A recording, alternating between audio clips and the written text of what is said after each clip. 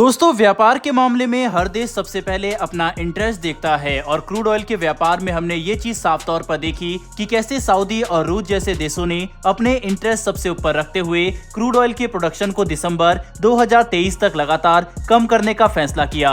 जहां एक तरफ सऊदी 1 मिलियन बैरल प्रोडक्शन प्रतिदिन कम करेगा, तो वहीं रूस भी 3 लाख बैरल प्रोडक्शन प्रतिदिन कम करने के लिए तैयार हो चुका है। लेकिन इससे नुकसान तो भारत जैसे देशों का ही हो रहा है। ऐसे में अब अगर रूस अपने इंटरेस्ट सबसे ऊपर रखता है तो भारत भी बिल्कुल ऐसा ही करने पर आ चुका है। बता दें कि लेटेस्ट रिपोर्ट के मुताबिक हमने कई बिलियन डॉलर की एक विशालकाय हेलीकॉप्टर डील को रद्द करने की तरफ अपने कदम आगे बढ़ाने शुरू कर दिए हैं। जिस हेलीकॉप्टर डील की बात यहाँ पर हो रही है उसे भारत और रूस के बीच में गोवा में हुई एक समिट के दौरान फाइनलाइज किया गया था। इसके तहत भारत रूस से 200 कमाओ KA-2260 लाइट हेलीकॉप्टर खरीदने वाला था। आप समझ सकते हैं कि 200 हेलीकॉप्टर खरीदे जाने वाली यह डील कितनी ज्यादा बड़ी थी और इससे दोनों ही देशों को काफी फायदा होता।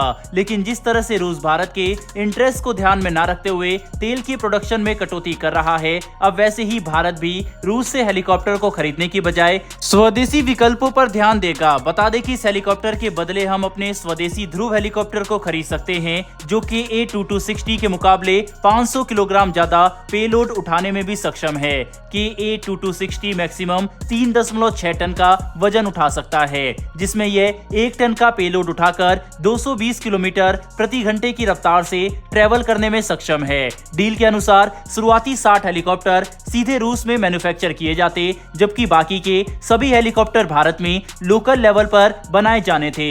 लेकिन अब दोनों देशों के बीच संबंधों में आ रहे उतार चढ़ाव और क्रूड ऑयल की डील में परेशानी को देखते हुए भारत ने इस हेलीकॉप्टर को खरीदने की बजाय स्वदेशी विकल्पों की तरफ नजर मोड़ ली है। बता दें कि पिछले कुछ महीनों से भारत और रूस के द्विपक्षीय संबंधों में काफी उतार चढ़ाव देखे जा सकते हैं। सबसे पहले तो हम इस तरफ अपना ध्यान हाईलाइट करना चाहेंगे कि भले ही भारत रूस से अपनी जरूरत का 40% क्रूड ऑयल खरीद रहा हो, लेकिन डिस्काउंट में गिरावट की वजह से इसमें लगातार कटौती की जा रही है।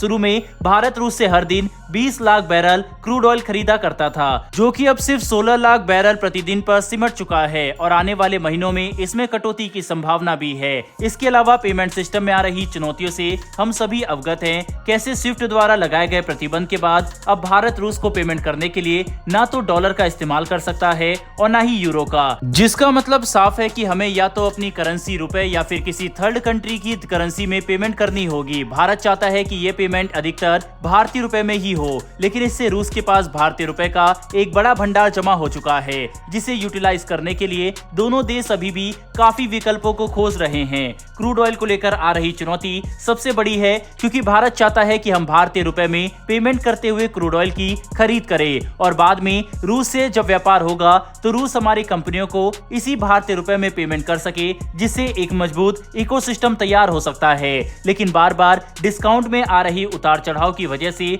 अब इस सिस्टम को स्टेबल रखना भी मुश्किल हो चुका है, जिसकी वजह से भारत को दूसरे अल्टरनेटिव स्रोत की तरफ अपना ध्यान केंद्रित करना होगा। दोस्तों, इसके अलावा S-400 एयर डिफेंस सिस्टम जैसे महत्वपूर्ण उपकरण की डिलीवरी में हो रही देरी भी भारत को चिंता में डाल चुकी है। भारत के लिए अपने सभी S-400 सिस्टम को तैनात करना काफी जरूरी है, लेकिन यूक्रेन युद्ध की वजह से इसमें लगातार देरी का सामना करना पड़ रहा है। साथ ही भारत की तरफ से पेमेंट में आ रही चुनौतियों की वजह से ही रूस S-400 एयर डिफेंस सिस्टम की डिलीवरी करने में असमर्थ नजर आता है, जो दोनों देशों के बीच एक काफी बड़ा परेशानी बन चुकी है।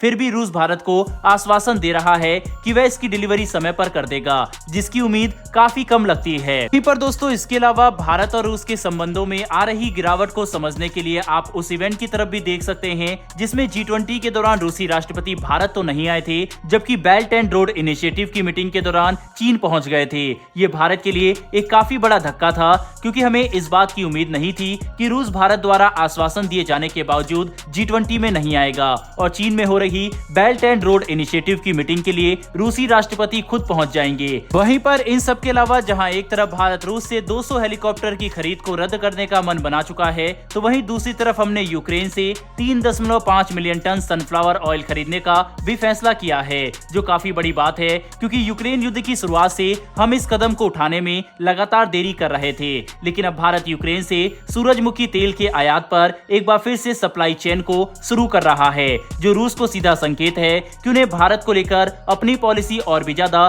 स्टेबल करने की जरूरत है, वरना हम भी अपने इंटरेस्ट देखते हुए ही कदम उठाएंगे। बहरहाल दोस्तों, इस वीडियो में इतना ही, लेकिन आपके हिसाब से भारत द्वारा उठाए गए इस कदम पर आपकी क्या राय है? क्या भारत को ये कदम उठाना चाहिए था या फिर नहीं? आपकी इस पर क्या राय है? कमेंट बॉक्स में लिखकर जरूर बताइएगा। साथ ही अगर आपको ये इन्फॉर्मेशन और वीडियो पसंद आई हो तो हमारी आने वाली डेली ऐसी वीडियो के लिए चैनल को सब्सक्राइब कर बेल नोटिफिकेशन अवश्य दबा लें। फिर मिलेंगे डिफेंस और वर्ल्ड अफेयर से जुड़ी ऐसी एक नई वीडियो के साथ। धन्यवाद। जय हिंद।